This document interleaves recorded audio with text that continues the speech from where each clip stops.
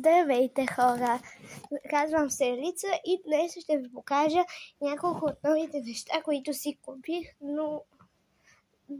които си купих. Първо можем да започнем с едно доста сладичко животинче.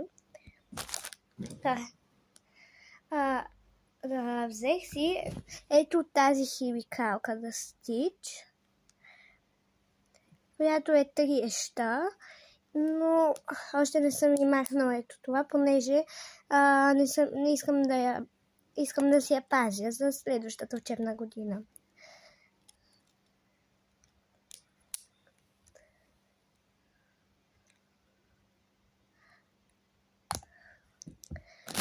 Второто, което е пак от същия магазин, ето тази гумичка макарон, която се разглабя на 3 части. Ето тази и ето тази. И после просто го слагате това ето така и слагате третата част отгоре.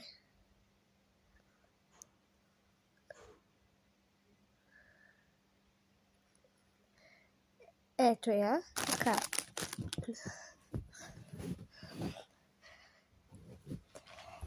Другите са 6 ето такива топчета в различни цветове, които сега ще отворя.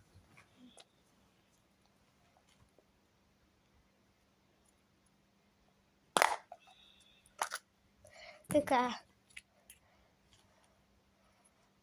Тук ми се падна ето това много сладичко костенурче, което, ако не ги знаете, това са тези меките животинчета, които лепкат понякога, но ви препоръчвам да не ги миете с вода, ако не искате да ви лепкат, защото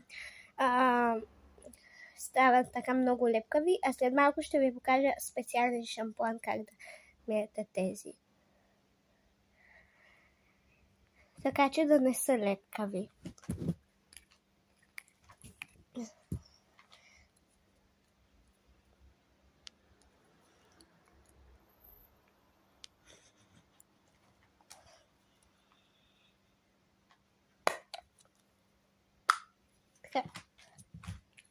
Следващото е едно от най-рядкото в колекцията. И то е ето това малкото потче. И знаете ли защо е най-рядкото? Защото свети в тъмното, което е яко. И ако искате, може да ви покажа след малко. Не знам дали е така, ще видите нещо. Така, след малко ще ви покажа как свети в тъмното. Свети зелено. Отваряме следващата кутийка. Тук ми се падна ето това мега сладко раче.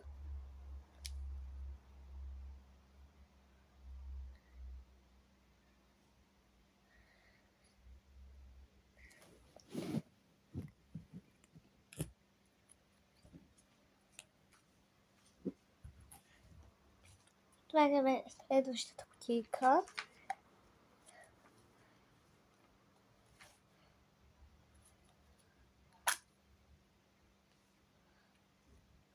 Между другото, кутийките могат да се поделят по цветовете на дъгата, ако не сте забелязали. Тук имаме ето тази морска звезда.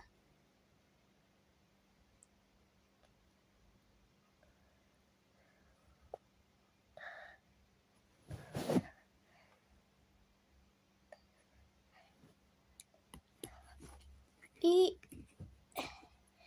ето този скат.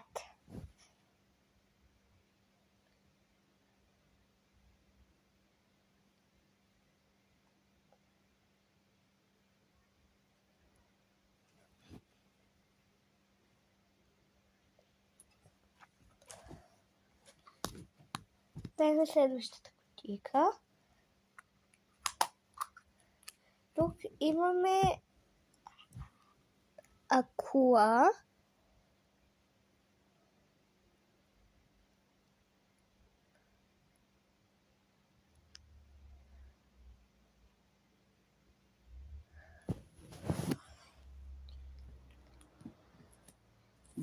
И можем да преминем към последната кутийка.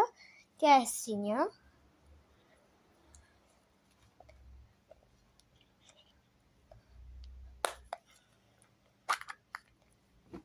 И както виждате, тук също е едно много сладичко животинче, което ето това делфинче.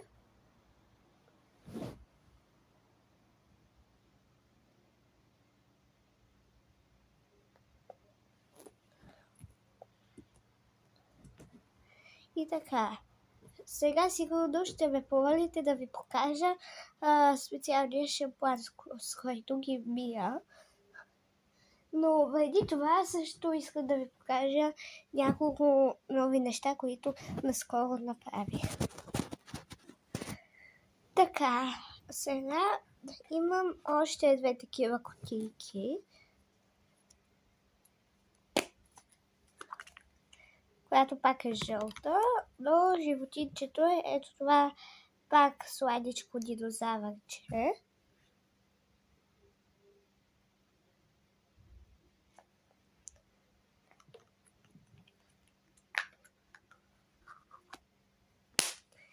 И другото, мисля, че пак е динозавърче, но малко трудно да разбереш какво е.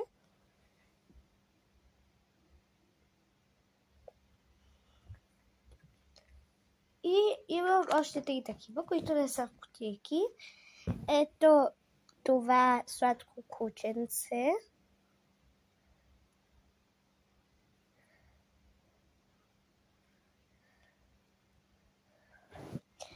Ето тази сладичка панда.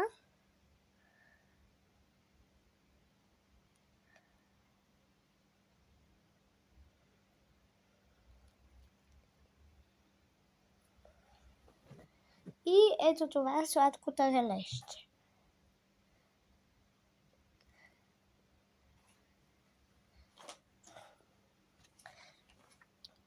И наскоро направих няколко неща, които са от хартия, която за жалост нямах точно в такива цветове хартия и трябваше да я отцветявам с фломастри. Така че ето го, едното. Това е миниатюрно малко на външен вид като тефтерче, но отвътре е като папка.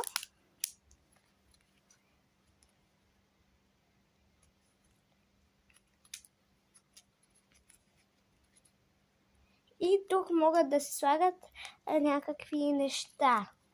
Да кажем, например, някакво стикерче, го изрязвате от листчето, където е, и го пърхате ето тук. Ето така. Има друго джобче по-долу. После си го затваряте и слагате ластичето пак.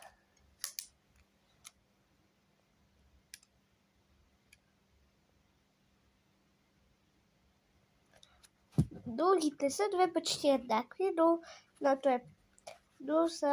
второто е много сладичко. Ето това е второто. Това е миниатюрно салфетче, както виждате. Ето е хартията.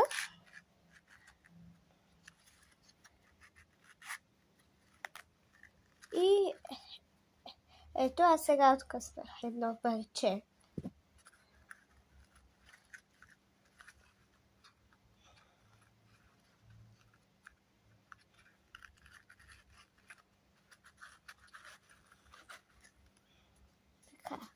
Другото е същото, но по-голямо. То вече става за истински салфетник.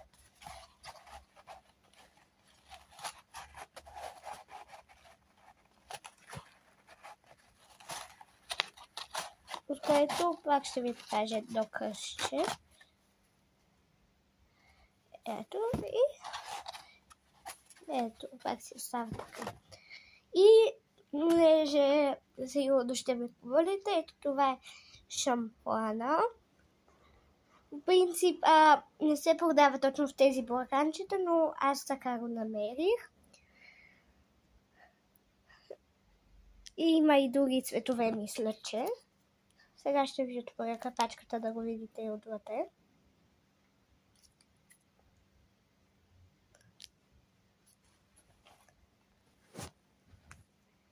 Ето го шампуана. И просто слагате в някаква чашка или нещо друго, така че да има място да потопите животните. Първо чашката слагате вътре от този шампуан. То е нещо като малко от тези дезинфектантчета. Да, сещате се. То е гъсто и течно и слагате малко в чашката, напълвате с нормална вода или купата или в каквото го правите.